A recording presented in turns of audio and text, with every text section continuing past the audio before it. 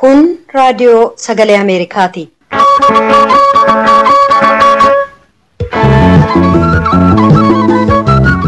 Raadiyoon sagalee Ameerikaa wixataa qabee hanga jimaataatti galgala keessaa sa'a 2:00 jalqabee hanga sa'a 3:00 meetir baandii 22, 25 fi 31 irratti Washington DC irraa kan dabarsu sagantaa afaan Oromoo amma jalqaba. Fagoof dhiyoo sagantaa keenya kanneen hordoftan dhaggeeffattoonni keenyatti hamooltan guyyaan har'aa muddee 11 bara 2020 keessummeessituun keessan har'aa Antuu Jibee Horaati. Filannoon Somaaliyaa sababa danqaa siyaasaaf boodatti harkifatee jira. Oduu keessatti gabaasa qabna.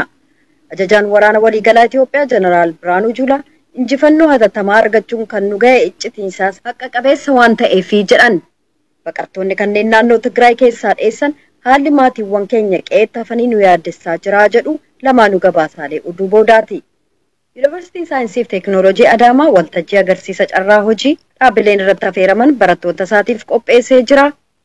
Gara booda qophii addaa qabna.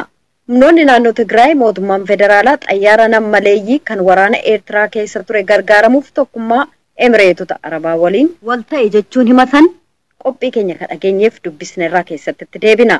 Hanga xumura sagantaa keenyaatti akka nu waliin turtan isin affeeraa. Piroodyusariin Tamsaasa Har'aa Nuqsuu Taammiree, Tamsaasa Intarneetiif miidiyaa hawaasummaa akka qindeessitu immoo Tigist Gammeetii. Oduu addunyaaf gara sooraattan isin dabarsa.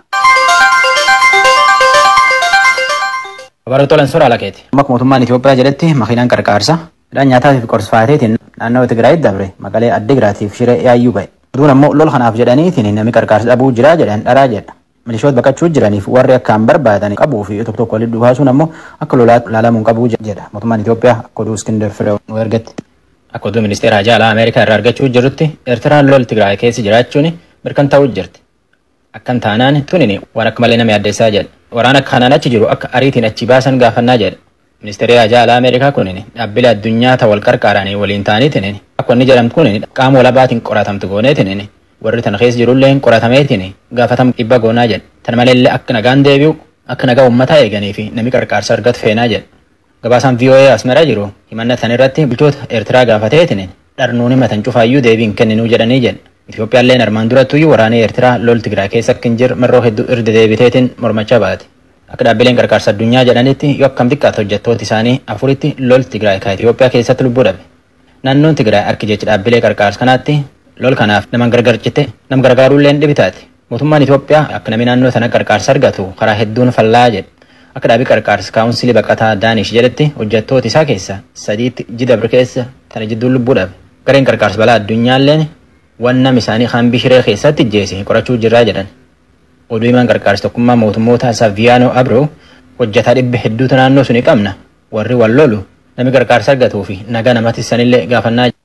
Kanaan immoo wanni waraanii Itoophiyaa ariitiin waraana TPLF moofi akka itti gaafatamaan guddaan waraana Itoophiyaa Jeneraal Biraanuu Juulaa jedhetti dhuga qabaaf akkana. Akka jechisaatti waraanni juuntaa ganna lamaaf loluuf ba'e. Ataatu immoo 7 mo'ame. Waraanni Itoophiyaa akka jecha Jeneraal Biraanuutti ammaan tana miilota TPLF adamsuutti jira. Oduun duubatti dachaan. Waraanni Itoophiyaa 5,000 ta'u ka waraana TPLFiin qabamaniitiin ba'uu dhowwaman kaanii dhiyootan keessa Debaarq Gondar gaane. Waraanni kunini ka duraan nagaa Tigraay eeguu fi hajaja waraana kaabaa jal jiru. Waan isaan erga ga'eef rakkoo gargaraa himate akka oduu Asteer Misgaanoo irraa argannetti. Mootummaan Itoophiyaa tajaajila teleekoomii isaa haga tokko kontiraataan kennuuf waliigaltee fixuu jira. Akka ministeerri faayinaansii Itoophiyaa Dr. Iyoob Takkaalliin jedhetti kontiraati kunini jalqaba gannaaraa irratti hojii jalqaba. VOA afaan Oromoo caqasuu jirtan. Soomaleen deemsa filannoo pirezidaantummaa isii irratti rakkachuu jirti.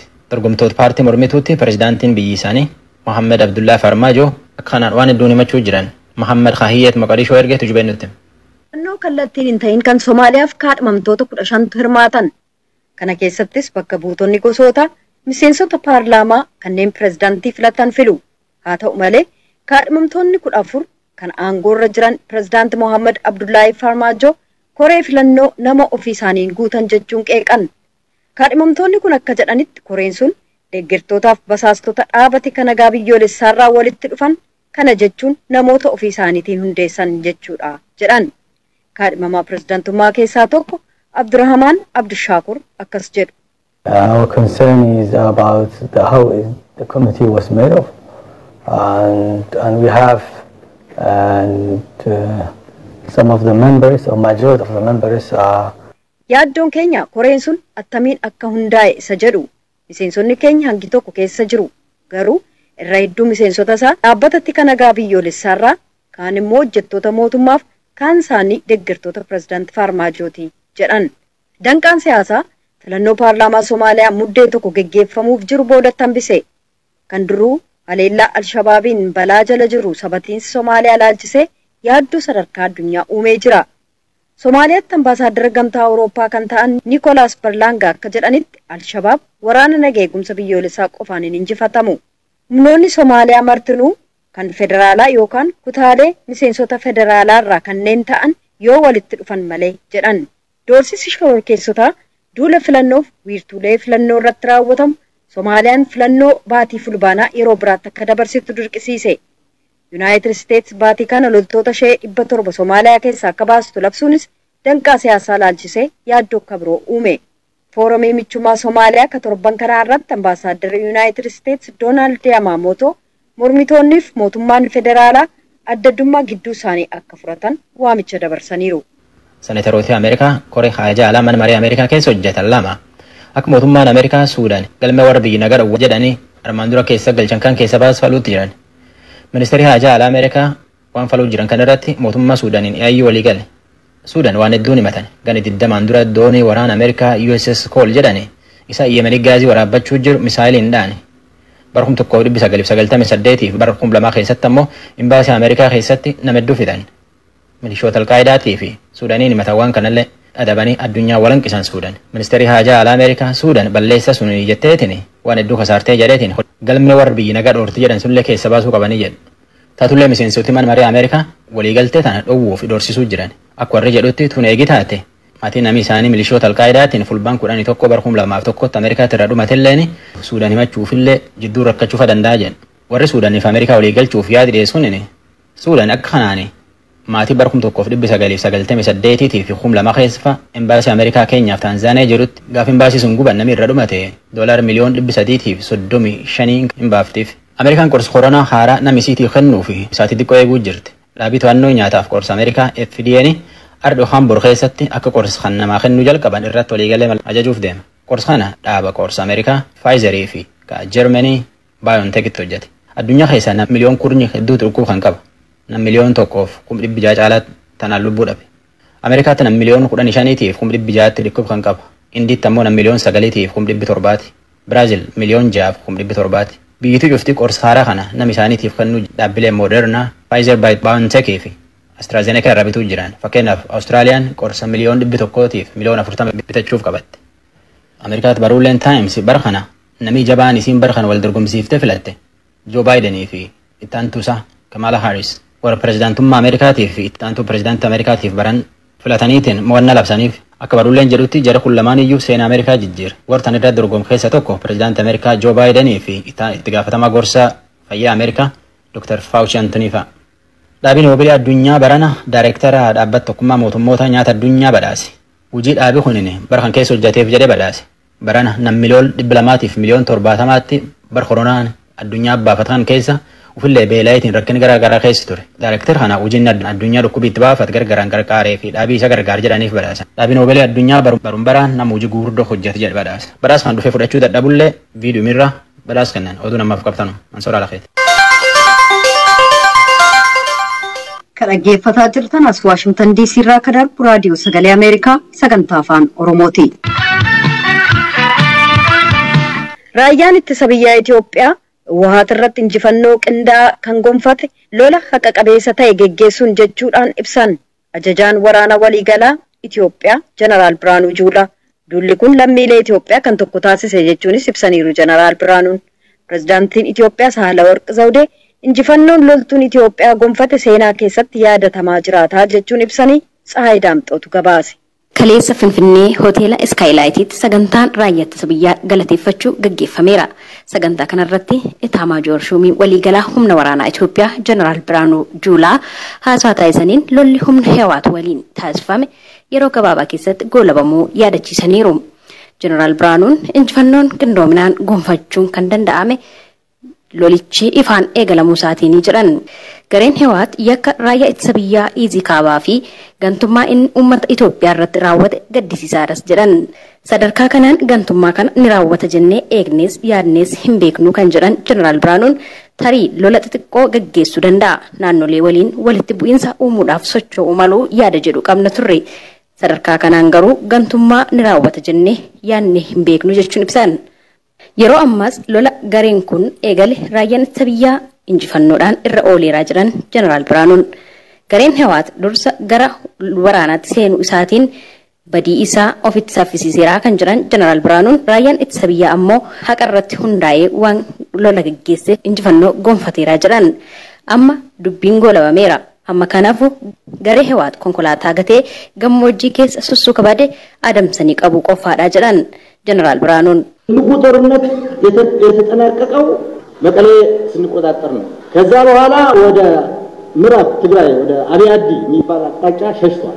እነ ጌታቸው ረዳ ሲፎክሩ፣ እነ ደብረ ጽዮን ሲፎክሩ፣ እነ ስዩም መስፍን ሲፎክሩ ጦርነቱ ከመጀመሩ በፊት ወራንኒ ጉዳን ከን ጥሙረሜ የሮ መቀሌን ተተሜዳ ሳምቦደ ገረልጣ ትግራይ አብያዲ ገረጀሙት በቀተን ይጅሩ ወሶሎሊኔ ገሊንድራ qondaaltotni abut kan akka Geetaachoo Raddaa, Dr. Dabratsiyooniif Suyuum Masfin yeroo isaan aadatan baay'ee dinqamaa turre. Amma garuu wanta isaan waggaa lamaaf itti qophaa'aa turan torban lamatti barbadeessinee jirra. Kan aadachaa turan hundi amma konkolaataa irraa bu'anii badanii jiru.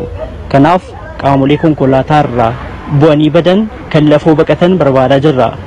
Namni waggaa 27 biyya guddoo Itoophiyaa jedhamtu bulche Pireezidaantii naannoo ta'e hunda dura paartii ta'e amma garuu baadiyyaa keessa lukaan baqachuun salphina. Kuni sanyii keessan irra hin gahin. እንደዚህ አይነት ነገር በዘራችሁ አይደርስ። Qaamolee kana gara seeraatti dhiyeessuudhaaf yeroo xiqqootu hafa. Uummata Tigraay deebisanii dhaabuu fi dandamachiisuun ammoo itti fufaa jiran. ስናሸንፋቸው ደግሞ ሁሉንም ታንኮቻችን አስመልሰናል። መድፎቻችን አስመልሰናል። መኪናዎቻችን ብረት ለበሶቻችን አስመልሰናል። ከዛ ከመኪና አውርደን እግረኛ አርገነዋል። yeroo injifannoo gonfanneetti taankota waraanaa hunda kan isaan fudhatanii turan deeffannee jirra. Konkolaataa sibiila uffatan deebisiisnee jirra. Isaaniin ammoo konkolaataa kanneen irraa buusnee lafa oofnee ni jirra. Amma hojiin nu hafe uummata tasgabbeessuudha. Sababni isaas uummata achi jirutti baay'ee taphatanii jiru. Akka meeshaa dhuunfaa isaaniitti ilaaluun yeroo barbaadan waraanatti bobbaasu, yeroo barbaadan deeggarsa isaaniif godhamu irraa fudhatu.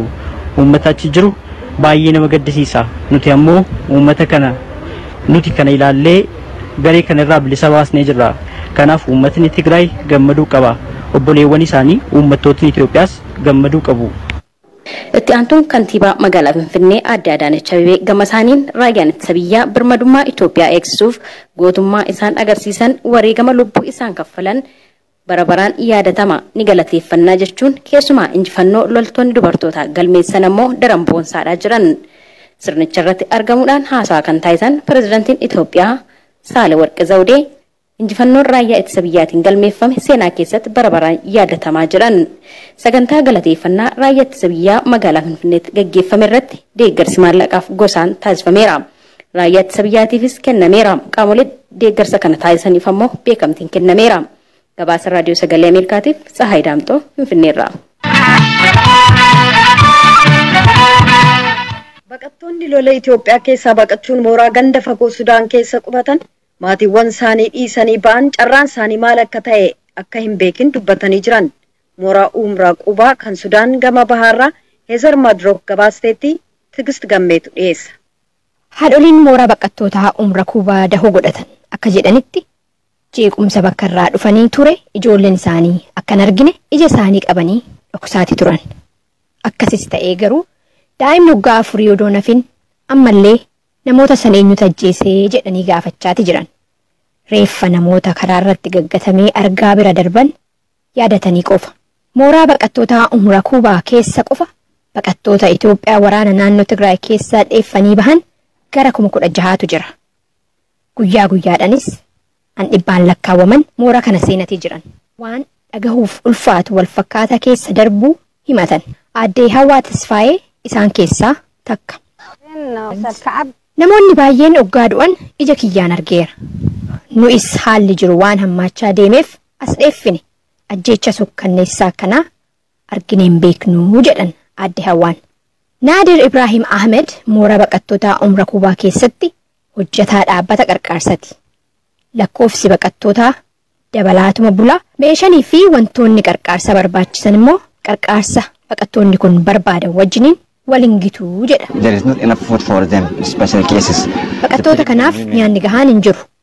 Keessattuu dubartoota ulfa warra hoosisu dhukkubsattoota TB kana kanaaf nyaanni gahaan hin jiru jechuudhaan ibsa.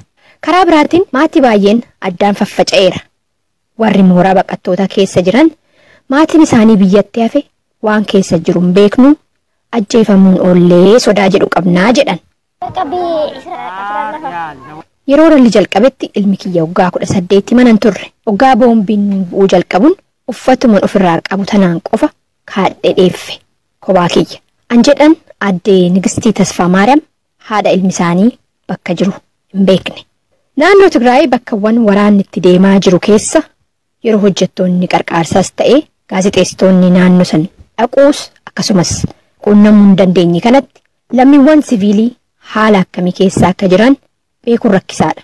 Gabaasaaleen baay'een akka agarsiisanitti garuu naannoowwan muddamsi keessa jiru an haalli keessatti hammaachaa jiran kana keessa namoota jiraniif qarqaarsaa tattamaatu barbaachisa.